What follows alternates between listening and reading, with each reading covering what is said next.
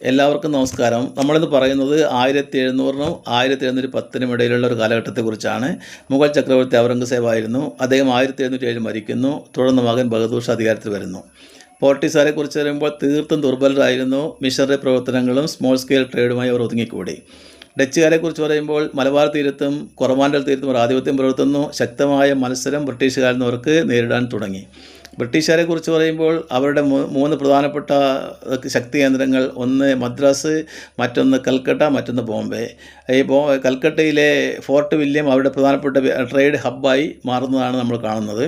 അതുപോലെ മുഗൾ അധപ്പതനത്തോടുകൂടി ആരംഭിക്കാൻ തുടങ്ങിയോടുകൂടി അവർ ബംഗാളിൽ ആധിപത്യം സ്ഥാപിക്കാൻ വേണ്ടി ശ്രമം തുടങ്ങി. ഫ്രഞ്ചുകാരെ കുറിച്ച് പറയുമ്പോൾ പോണ്ടിച്ചേരിയും ചാന്ദൻ നഗറിലുമായി അവരുടെ ആധിപത്യം വ്യാപാര കേന്ദ്രങ്ങൾ ഒതുങ്ങുന്നതാണ് നമ്മൾ കാണുന്നത്. പിന്നെ ലോകത്തുണ്ടായ മറ്റൊരു പ്രധാനപ്പെട്ട സംഭവമാണ് വാർ ഓഫ് സക്സഷൻ അല്ലെങ്കിൽ പിന്തുടർച്ചാവകാശ നിയമം. ഒരു ഭാഗത്ത് ഫ്രാൻസ്, മറുഭാഗത്ത് ബ്രിട്ടനും ഓസ്ട്രിയയും അതുപോലെ ഡച്ചുകാരൊക്കെ ആണ് യുദ്ധത്തിൽ ഏർപ്പെട്ടത്. സ്പെയിൻ്റെ അധികാര തർക്കമാണ് കാരണം. ഫ്രാൻസ് ചക്രവർത്തി ലൂയി 14 പേരക്കുട്ടി അധികാരത്തിൽ വരും തടയുക എന്നുള്ളതായിരുന്നു ലക്ഷ്യം. എന്തായാലും യുദ്ധം കഴിഞ്ഞത് 1713 ഉട്രച്ച് ഉടമ്പടി പ്രകാരമാണ്. 1701 മുതലാണ് യുദ്ധം തുടങ്ങിയത്.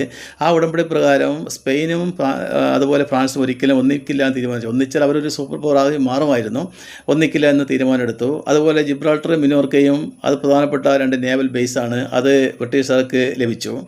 അതുപോലെ യൂറോപ്പിൻ്റെ മാപ്പ് തന്നെ റീഷേപ്പ് ചെയ്തു, ഒരു ബാലൻസ് പവർ മെയിൻറ്റെയിൻ ചെയ്തു. അതിനൊക്കെ ഉട്രച്ചിൻ്റെ ഉടമ്പടി സഹായിച്ചു എന്ന് പറയാം. എന്തായാലും ഈ ജിബ്രാൾട്ടറും മിനോർക്കയും കിട്ടിയത് ബ്രിട്ടന് നാവിശക്തിയായി വളരുന്നതിൽ, പിന്നീട് സാമ്രാജ്യ ശക്തിയായി വളരുന്നതിൽ വളരെയേറെ സഹായം ചെയ്തിട്ടുണ്ട്. ഇന്നും 2025-ലും ജിബ്രാൾട്ടർ നിയന്ത്രണം ബ്രിട്ടൻ്റെ കയ്യിലാണ്. പക്ഷേ സ്പെയിനുമായി ചില അധികാര തർക്കങ്ങളൊക്കെ ഉണ്ട്. അതുപോലെ മറ്റൊരു പ്രധാനപ്പെട്ട സംഭവമാണ് ഗ്രേറ്റ് ബ്രിട്ടൻ രൂപീകരണം. 1707 വരെ ഒറ്റ രാജാവാണ്. 1603 മുതൽ 1707 വരെ ഒരു രാജാവ് തന്നെയാണ് സ്കോട്ട്ലൻഡും ബ്രിട്ടനും ഭരിച്ചിരുന്നത്.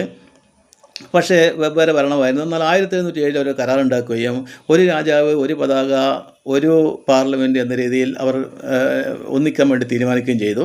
അതുകൊണ്ട് തന്നെ ബ്രിട്ടൻ്റെ സൈനിക വ്യാപാര ശക്തി ഇരട്ടിയായി വർദ്ധിക്കാനും ഇത് സഹായമായി. ഒരു സൂപ്പർ പവർ ആവാനും ബ്രിട്ടനെ സഹായിച്ച സംഭവമാണിത്.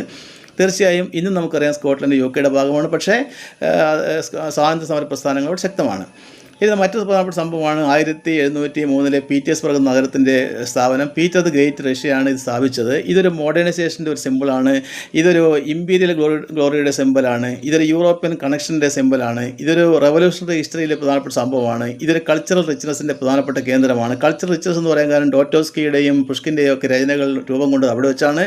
അതുപോലെ മാരൻസ്കി എന്ന വേൾഡ് ഫേമസ് തിയേറ്റർ അവിടെയാണ് സ്ഥിതി ചെയ്യുന്നത്.